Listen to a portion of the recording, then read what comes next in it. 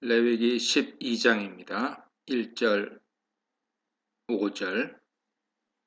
어떤 여자가 출산을 한 뒤 부정하게 됩니다. 그 이유는 아이를 낳아서가 아니라 월경할 때와 마찬가지로 그녀 자궁으로부터 출혈이 발생하기 때문입니다. 출산 자체는 부정한 일이 아니죠. 이때 남자아기 출산과 여자아기 출산 사이의 정결 기간에 상당한 차이가 나타납니다. 남자아이를 낳으면 산모는 7일 동안 부정하게 됩니다. 제8일에 그녀는 아이를 할례해야 하죠. 본문은 7일째 산모에 대한 아무런 추가 조치도 이야기하지 않지만 추론컨대 그녀가 7일째 되었을 때 아마 목욕을 했을 것입니다. 정결법에서 부정결의 기간이 명시될 때는 마지막 날에 그 부정한 사람이 목욕을 하고 추가로 옷을 빠는 것이 통상 규칙이기 때문이죠.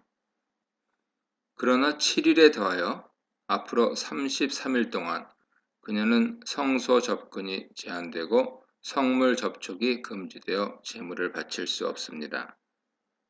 여자아이를 낳을 경우에는 정결기간이 2배로 늘어납니다.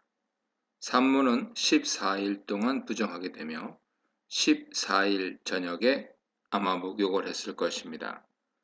그러나 그 이후로도 66일 동안 성소 접근과 성물 접촉에 제한을 받습니다.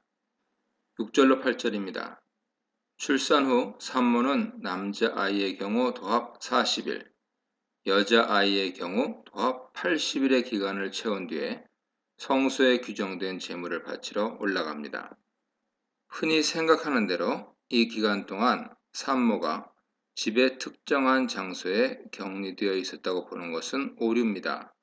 남자아기 출산 후 7일이 지나면 그리고 여자아기 출산 후 14일이 지나면 엄중한 격리가 풀리고 추가적인 정결 기간 동안에는 제한적인 가사 활동과 사회 활동이 가능했을 것으로 보입니다.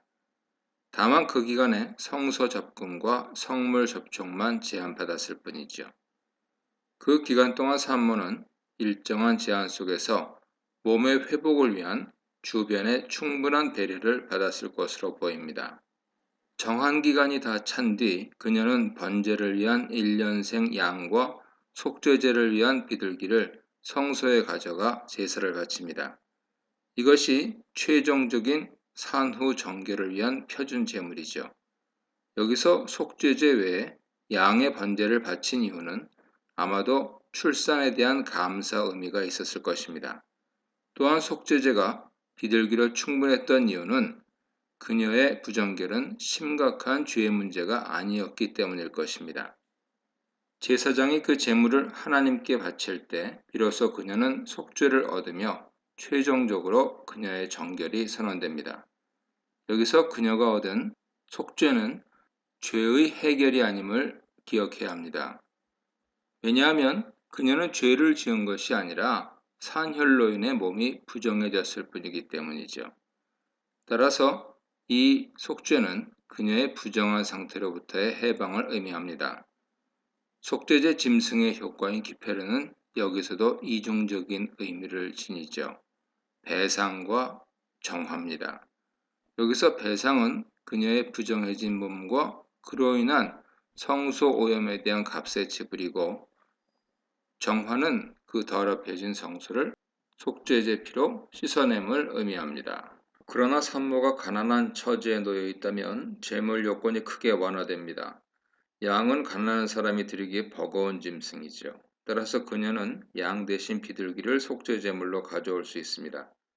따라서 가난한 산모는 속죄제용 비둘기와 번제용 비둘기, 즉 비둘기 2마리를 바칠 수 있었습니다. 그러나 그 완화된 제물도 그녀를 위한 속죄 효과는 동일했습니다. 가난한 여인들을 위한 하나님의 자비로운 배려죠. 여기서 한 가지 우리가 주목할 것이 있습니다. 죄 문제로 속죄제를 바칠 때와 마찬가지로 성소를 청소하지 않으면 여인의 정결이 완성되지 않는다는 것이죠. 죄 문제를 다룰 때 죄를 안수를 통해 정가하고 제사자의 회개와 더불어 짐승을 죽인 것 자체가 죄의 문제가 최종적으로 해결되는 방도가 아닙니다. 바로 그 죄로 인해 더럽혀진 성소를 그 속죄제의 짐승피로 씻어낸 뒤에야 비로소 최종적으로 그의 죄사함이 선포되었습니다. 부정결의 문제에서도 마찬가지 원리가 작동합니다. 산모가 정한 정결기간을 다 채우고 목욕을 하고 추가적인 장기적인 정결기간을 다 채웠어도 산모의 정결이 완성되지 못합니다.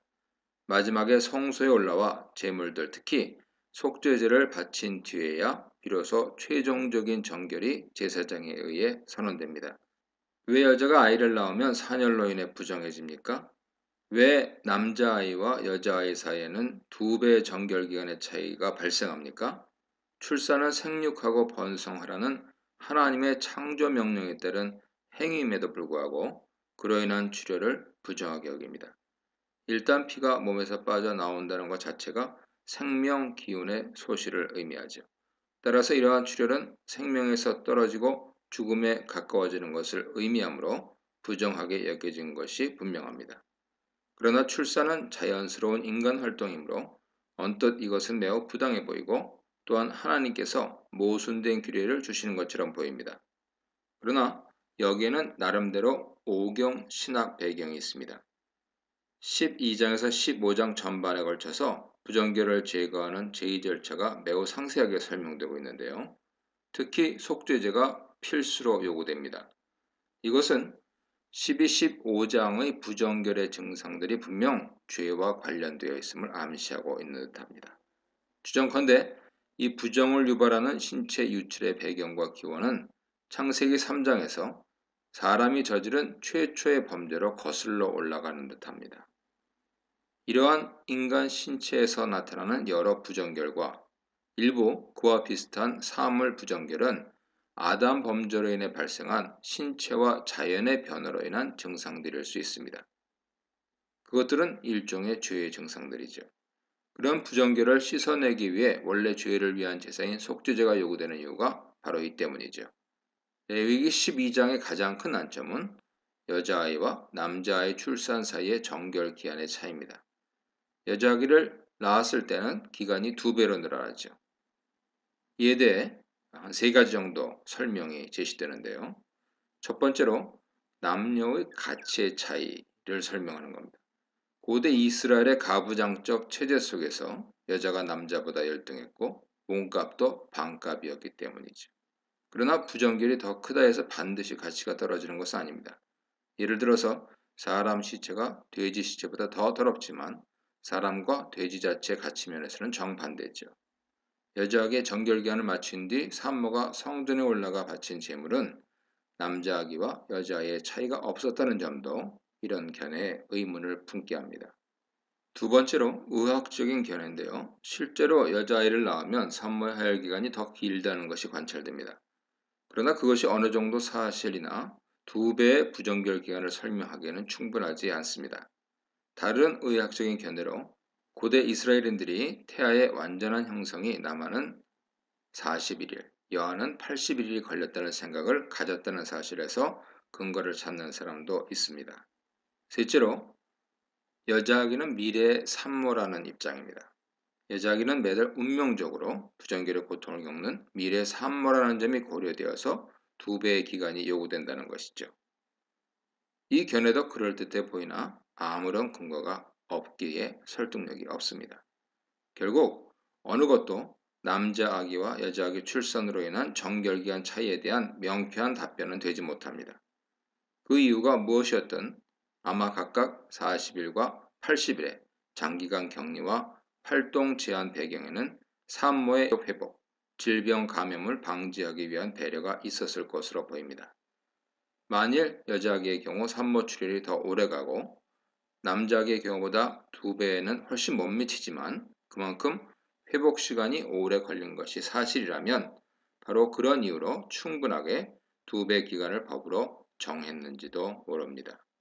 이 문단에서는 산모와 부정, 산모 활동 제한과 보호에 대해서 묵상해 보시기 바랍니다.